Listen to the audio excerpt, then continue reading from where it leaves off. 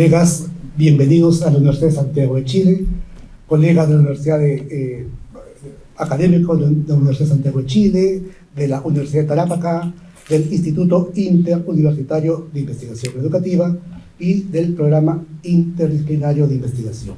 Muy bienvenidos a la Universidad de Santiago. Es para nosotros un gusto a la universidad y muy especialmente en la Escuela de Psicología generar la condición para ese tipo de encuentro, de diálogo sobre investigaciones en educación. Educación que es un soporte, pilar relevante para la democracia.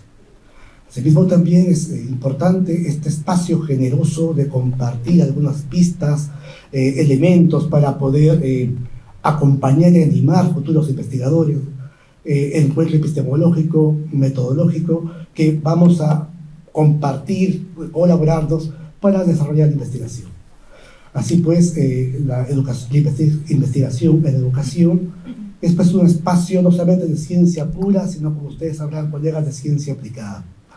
Así pues, esperemos que este sea un aporte a generar ciencia con sabor a ciudadanía. Bienvenidos pues a este evento y esperemos que disfrutemos y aprovechen este espacio. Muchas gracias. Muy buenos días a todas y todos.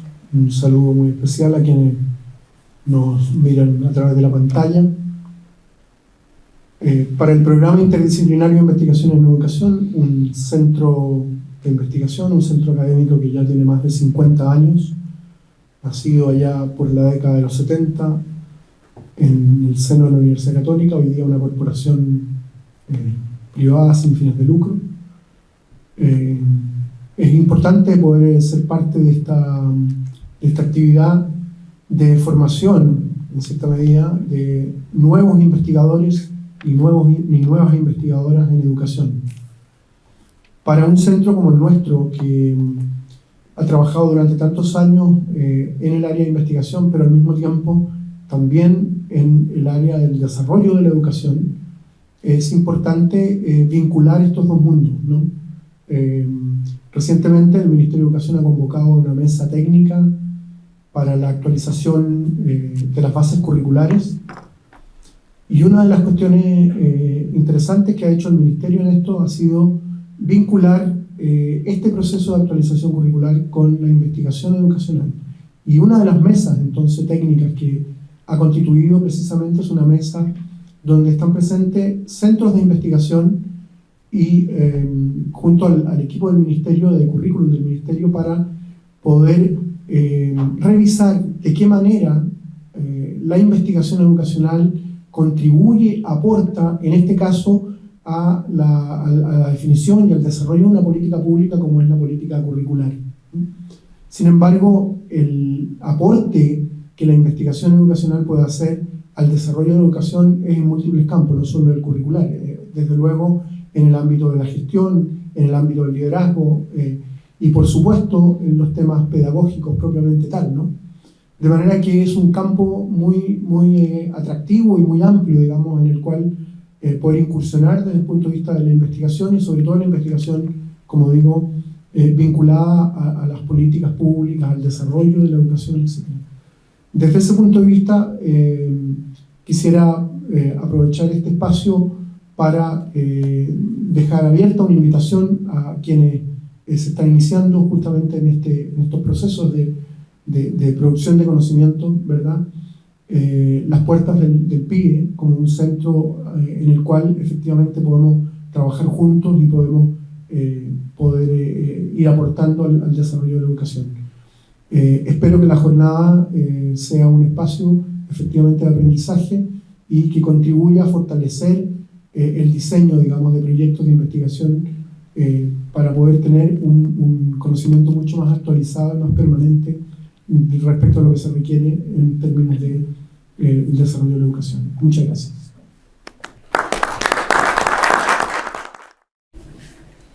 Iniciamos esta segunda parte de presentaciones de proyectos de investigación en el campo educativo, con experiencias y recomendaciones de investigadoras e investigadoras, con la presentación de Carolina Stefoni, quien nos ilustrará sobre rutas y trayectorias de migrantes venezolanos en el Cono Sur cuando las puertas comienzan a cerrarse.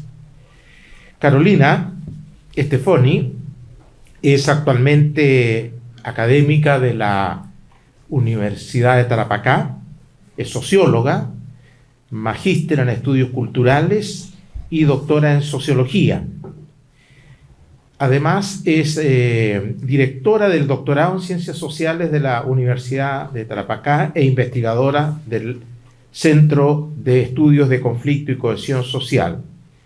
Y en los últimos años se ha dedicado a investigar el tema migratorio en Chile, donde ha tenido varios proyectos. Ella nos va a ilustrar entonces sobre este proyecto Fondesit en particular.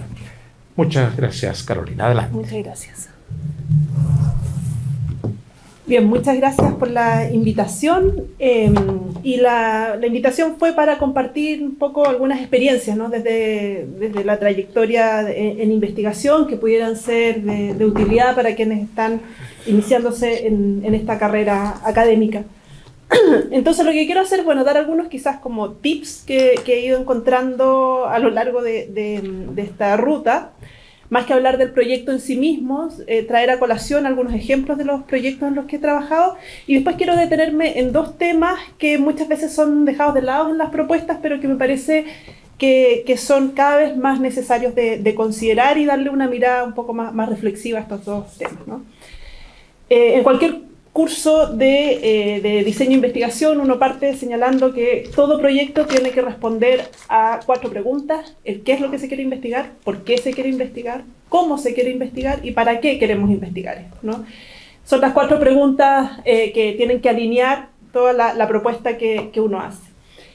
Y pensando en la gente que está partiendo, ¿no? Que ya pasó por el doctorado, que probablemente está con un postdoc, con una iniciación, partiendo una carrera, una trayectoria, ¿no? Una línea de investigación, porque los que están o estamos en Fondesit regular, ya esa trayectoria está un poco dada, construida, ¿no? Pero ¿cómo vamos empujando hacia una línea y avanzando en esa construcción? Sin duda, y lo decía Beatriz y Dante, la continuidad es fundamental, es relevante, es difícil cambiarse de un área a otra, es difícil cambiarse de un tema a otro, y si uno se cambia uno tiene que justificarlo muy bien. Entonces más bien uno puede ir dando algunos giros, algunas especificaciones, pero siempre tiene que haber una coherencia y uno tiene que dar cuenta un poco de esa coherencia, ¿no? Después, pensar ese tema dentro de un campo de investigación. Pensamos la propuesta, ¿no? La idea, y situarlo dentro de un campo de investigación que significa... y Francisco lo ponía en una de las preguntas, ¿no? ¿Qué pasa cuando está, o sea, qué disciplina, a qué disciplina? Porque muchas veces los temas son transversales. A veces que resulta fácil que uno trabaja una pregunta hipersociológica y bueno, es difícil pensar en otro grupo. Pero hay temas que son multidisciplinares y entonces uno dice, bueno, lo presento acá, lo presento allá, y a veces uno se encuentra con esa disputa. Para responder y dar cuenta de qué disciplina es, me parece que es fundamental pensar la bibliografía que uno está trabajando. Si es que es una bibliografía de carácter más en el ámbito directamente de educación o sociología o antropología. Porque uno como evaluador ve el proyecto y dice, bueno, ¿con quién se está dialogando acá, ¿no? Cuando uno revisa toda la perspectiva teórica, la propuesta teórica, cuáles son los autores de referencia generales y específicos. Entonces, en ese diálogo me parece que la adscripción a la disciplina resulta mucho más fácil de identificar. Uno de los problemas que nos encontramos, y esto lo digo porque bueno, he estado 2 veces ya en el grupo de evaluación de sociología de Fondesit, es la transformación del tema que nos interesa en un problema de investigación, que eso es como bien obvio, ¿no? Pero no siempre resulta tan evidente de cómo se transforma un tema en un problema. Y yo creo que lo que planteaba Dante en la mañana es clave, ¿no? O sea, plantearlo como un objetivo donde uno dice, bueno, este es y eso hace parte de la fundamentación del proyecto, ¿no? ¿Por qué es un tema de interés y cómo se lo transforma en una pregunta de investigación? Y de ahí, por supuesto, la construcción de objetivos, de hipótesis.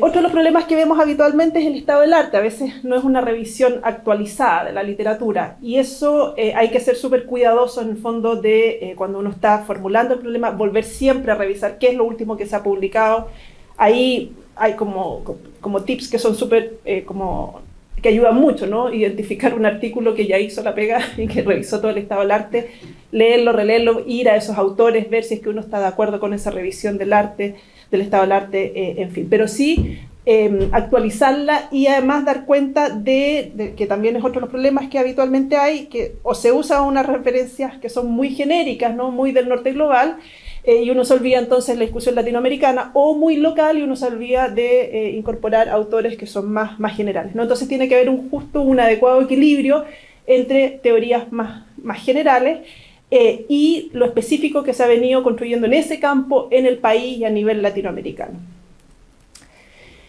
Dentro de la metodología, además de todas las técnicas que uno fundamenta y que se van a usar, hay un aspecto que es clave y es uno de los temas que quiero como profundizar un poco más, que son las consideraciones éticas. A propósito también de una de las preguntas que hacía Patricio. Otros elementos que también en la evaluación uno se fija, ¿no? Es que haya una coherencia. Uno habitualmente busca la coherencia como desde los proyectos, desde los objetivos con la teoría, ¿no? Y con la metodología, que eso es como obvio, pero también hay otro tipo de coherencias que a veces uno no las tiene tan presentes y que van con la construcción del presupuesto, ¿no? Cómo se hace para que eso que uno quiere hacer sea realmente viable y lo que uno está pidiendo en plata permita hacer, ¿no? Lo que uno dice que va a hacer y llegar, por lo tanto, a el desarrollo de los objetivos. Entonces, la coherencia tiene que estar desde el título hasta los recursos disponibles, ¿no? O sea, a lo largo de todo tiene que haber una consistencia interna al proyecto que permita realmente al evaluador leer rápidamente que esto es una idea interesante, sabe cómo hacerla, cuáles son los objetivos y cómo lo va a hacer también, ¿no? Y los recursos que cuenta, si es que es un asistente, si son dos asistentes, si es que son no sé cuántos viajes para afuera, la recogida de datos, cómo se va a analizar, todo eso tiene que estar también súper bien articulado. Y un tema que cada vez tiene más fuerza en la NIT, no solamente en Fondesit, sino en los otros fondos que existen disponibles, es la vinculación con el medio, y ese es el segundo tema que quisiera también profundizar un poco más. Entonces, discusión ética e incidencia, ¿no? Y aquí entonces voy a usar un poco más mi experiencia, de nuevo, no solamente en Fondesit, sino a lo largo de los distintos proyectos en los que he trabajado. Yo habitualmente soy investigadora más cualitativa, trabajo con técnicas cualitativas y uso la entrevista como casi es la técnica que habitualmente utilizo, ¿no? Para recolectar información. La entrevista permite acceder, ¿no? a las subjetividades de las personas con quien uno está trabajando, ¿no? Y desde ahí entonces comprender fenómenos más estructurales, no solamente la subjetividad, no solamente entender lo que el sujeto me está diciendo, sino que eso está vinculado con discursos, con estructuras, ¿no? de procesos que son mucho más amplios que la propia subjetividad. Entonces están conectadas de alguna manera esos dos niveles, lo personal con lo estructural, social que uno quiere dar cuenta. Ahora, cuando yo partí haciendo investigación en temas migratorios, que es un tema que me convocó mucho desde el principio, me pasó que en las entrevistas me generaban una tremenda como emoción, ¿no? Dado el contexto en el que estaba investigando. Relatos que son muy duros, de dejar una vida anterior, ¿no? de tratar de levantar nuevos proyectos de vida, de enfrentarse al racismo, enfrentarse a la discriminación y cómo eso va marcando en el fondo los relatos, cómo va marcando las experiencias de vida, cómo va marcando los cuerpos de las personas, ¿no? Cómo eso se vive, por ejemplo, el racismo, cuando una mamá relata la historia del racismo que vive su hijo en la escuela, cómo se quiebra. Entonces, ahí hay mucho elemento que uno deja en el fondo, o sea, está interesado en conocer ese relato, pero ese relato también empieza a afectarla a una como investigadora. Y otro elemento también que hace parte de la entrevista y que nosotros lo planteamos siempre como la migración es un hecho total que transforma la vida de las personas, ¿no? Entonces, las reflexiones que aparecen en la entrevista muchas veces trascienden el objetivo mismo de la entrevista, ¿no? Y entonces se abre un campo de elementos, de sentidos, de dimensiones de la vida, ¿no? Familiares, dolores, que están más allá del objetivo. Entonces, con esto quiero decir que esta técnica, ¿no? de entrevista desborda muchas veces lo que uno como investigador solamente quiere ir a preguntar, ¿no? ¿Y qué se hace? Entonces uno como investigadora, ¿qué hace con eso? ¿Cómo lo trabaja metodológicamente y cómo lo trabaja también éticamente? Y aquí hay 4 elementos que me permiten como ordenar un poco quizás este nivel como de emocionalidad y de involucramiento que empieza a aparecer cuando uno está haciendo la investigación, ¿no? Que tiene que ver con un nivel personal, ¿no? Cómo me afecta a mí, con un nivel también, y que es algo que he venido trabajando en el último tiempo, con el equipo de investigación, ¿no? Los Fondesit en general uno dice, bueno, son proyectos más individuales, uno trabaja con 3, 4 personas, pero también la medida en que uno va acumulando más experiencia, uno va trabajando con equipos de investigaciones y cómo entonces se trabajan estos temas a nivel de equipo de investigación, ¿no? Otro elemento es la persona entrevistada y qué es lo que uno hace cuando uno remueve, ¿no? Porque hay una responsabilidad también, de nuevo una responsabilidad ética, cuando uno realiza una entrevista uno remueve recuerdos, dolores, experiencias en la otra persona y uno después se va y entonces eso es lo que llamamos extractivismo académico, ¿no? Uno va, recoge, retira y publica. Cómo lidiar con eso, qué preguntas surgen de ahí y cómo de alguna manera asumir una investigación también responsable en ese sentido. Y también con la comunidad un poco mayor, ¿no? Que es como el 4.º nivel que me parece que uno también tiene que tener como en mente cuando está pensando y desarrollando la investigación. Entonces, para ir como avanzando, ¿no? ¿Qué hacer con estos elementos que estoy describiendo? Se van a ir mezclando los distintos niveles, ¿no? El individual, el equipo, la comunidad y la persona. Cuando partimos en el 2000 en un proyecto, uno de los primeros proyectos de investigación que hicimos con Lorena Núñez, ella una antropóloga, que como buena antropóloga se fue a vivir a la comunidad y en el centro arrendó un departamento, o sea, una pieza, ¿no? Y nos empezamos a topar con problemas estaba ahí en un espacio común, ¿no? Y problemas del uso del lugar, que era, bueno, con muchas deficiencias, por supuesto, una pieza dentro de un galpón con muchas otras piezas, donde el dueño de ese lugar era absolutamente indolente con las condiciones de vida que tenían las personas, y nos fuimos involucrando con la comunidad. ¿Hasta dónde uno se involucra? También era una pregunta que nos hacíamos habitualmente, ¿no? En ese minuto, bueno, más allá de la investigación, empezamos a ver que había cosas. Tú me dices nomás cuando tenga que parar, yo sigo hablando, me embalo en esto. Hablamos con el dueño del espacio que subarrendaba, pidiéndole que limpiara los baños, las cocinas, que pusiera mejor alumbrado eléctrico. Por supuesto no nos pescó, hablamos con un abogado, hicimos toda una gestión con la comunidad para tratar de mejorar las condiciones de habitabilidad de las personas. Esa fue una manera, en el fondo, que tratamos de ir evitando este extractivismo académico, de ir devolviendo a quienes nos estaban aportando, ¿no? Importantes antecedentes y nos estaban contando sus historias para poder, de alguna manera, retribuir la apertura que nos estaban haciendo. Otras formas de devolución que fuimos encontrando en otros proyectos, lo hicimos en un proyecto sobre mujeres y fronteras. También entrevistábamos a mujeres, el proyecto tenía que ver con violencia en zonas de frontera. Y ahí lo que hicimos fue, también más allá del proyecto, ¿no? Sacar fotografías a mujeres con sus hijos. Pero eso, cosas que no se fueron ocurriendo en el acto, no las pensamos antes. Las mujeres no tenían fotografía con sus hijos, ¿no? Entonces ahí andábamos en el equipo, se sumó un fotógrafo, que es un muy buen fotógrafo, y les hizo retratos. Y entonces mandamos a imprimir rápidamente los retratos, los pusimos en unos cuadritos y se los entregamos a cada uno. Fue también una manera de retribuir, hicimos una pequeña fiesta, compartimos un par de cosas, y la felicidad de las mujeres también, ¿no? De poder poner su foto con sus hijos en la sala donde estaban. Fue de mucha alegría y mucha satisfacción por el lado de ella. Fue otra forma también de ir retribuyendo esto que nos da, ¿no? Ahora, este tipo de devoluciones tienen que ver con ciertos vacíos que observábamos en el campo. Y esa devolución tenía que ver también con lo que nosotros íbamos identificando, ¿no? Entonces, y las soluciones que nosotros íbamos encontrando a medida que íbamos avanzando en las investigaciones. Pero nos lleva a una reflexión, bueno, ¿cómo se define esa ausencia? ¿Cómo se define ese problema? Es de manera colectiva, lo define el investigador, se define con la persona esa persona nos dice, mira, nos falta esto. Entonces, bueno, ahí hay también un montón de elementos para ir discutiendo.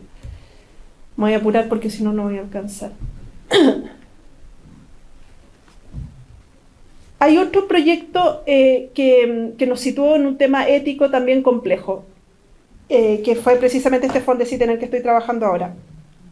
Fuimos a Colchane, en la zona de frontera, y esto fue durante la pandemia, venía cruzando gente con polleros, qué sé yo, coyotes. Bueno, llega un grupo y ese coyote lo tenía que dejar en la frontera, y de ahí el grupo tenía que caminar hasta otro lugar que era una bodega, ¿no? Nosotros andábamos con camionetas, venía un señor que ya era mayor, que era hipertenso, pues venía muy mal, venía una familia, una pareja con una guaguita de meses, con mucho frío, muy cansados, extenuados, y tenían que caminar. Entonces nosotros nos enfrentamos a la decisión de si los subíamos a la camioneta y los llevábamos al otro punto. Eso implicaba legalmente que si nos pillaban podíamos ser acusados de tráfico, ¿sí? De personas, pues estábamos facilitando el ingreso de personas al país. Esto queda grabado, ¿sí? Bueno, después quizás se puede editar una parte. No. Y bueno, todo el comité ético de Fondesit se me apareció en la casa. Yo estaba a cargo del proyecto, además estaba a cargo del trabajo de un equipo de investigación, y son esas fracciones de segundo donde uno piensa, bueno, ¿qué se hace? Y para eso, las consideraciones éticas de las universidades y de Fondesit no tienen ninguna respuesta, o sea, la respuesta es la formal, digamos, ¿no? Pero bueno, hay que estar ahí para decir esto es realmente lo que uno haría, seguir como la formalidad. La decisión fue subirlos a la camioneta y llevarlos al siguiente punto donde tenían que ir. Lo digo y lo traigo a colación porque creo que los consentimientos informados y las consideraciones éticas hoy día en la investigación en muchos campos se quedan cortos. O sea, ya lo hemos vivido y lo vemos en muchas disciplinas, en ciencias sociales, en educación. Y creo que es importante debatir y discutir ahí también cuáles son los nuevos desafíos éticos en los que nos enfrentamos en la investigación, ¿no? Cuando trabajamos con niños, cuando trabajamos con poblaciones vulnerables, cuando trabajamos con temas que no son los estándares y que son temas quizás como temas de, no sé, tráfico de gente, trata, un montón que hoy día la agenda nos empieza a poner este tipo de investigaciones. Entonces,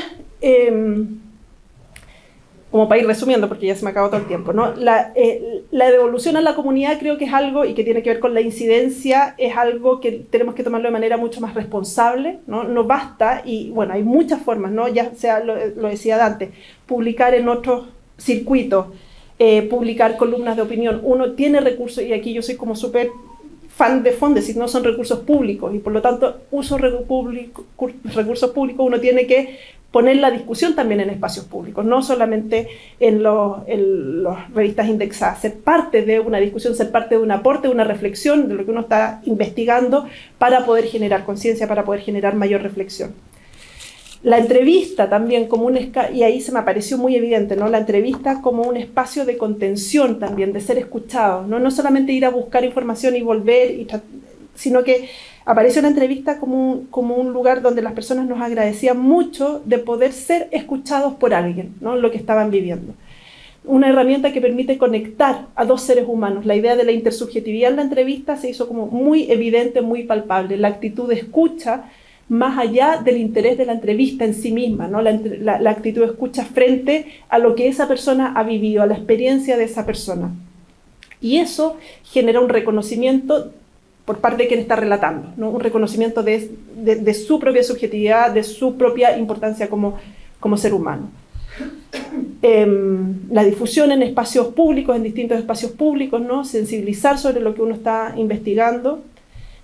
Y en términos del equipo, que decía que también apareció con mucha fuerza en estos últimos proyectos de investigación, cómo se cuida el equipo, cómo se trabaja en colectivo. Creo que también hay una gran oportunidad de salir de lógicas más individualistas de la investigación a trabajar de maneras mucho más colectivas, con equipos, pero que eso requiere también estrategias de cuidados y autocuidados. Autocuidados con los tiempos, autocuidados con lo que cada una de esas entrevistas, esas experiencias significaba e impactaba a los propios investigadores. Muchas veces son investigadores con menos experiencia, están saliendo, están terminando el doctorado. Poder hacer un trabajo también, una suerte como de mentoring, ¿no? con los equipos y con la gente más joven que está involucrándose en estas actividades. Pero bueno, son todos temas que yo creo que aparecen en la investigación y que uno no está preparado o preparada necesariamente, pero que sí hacen parte de una reflexión que creo que es súper interesante poder también ponerla sobre la mesa. Eso, perdón.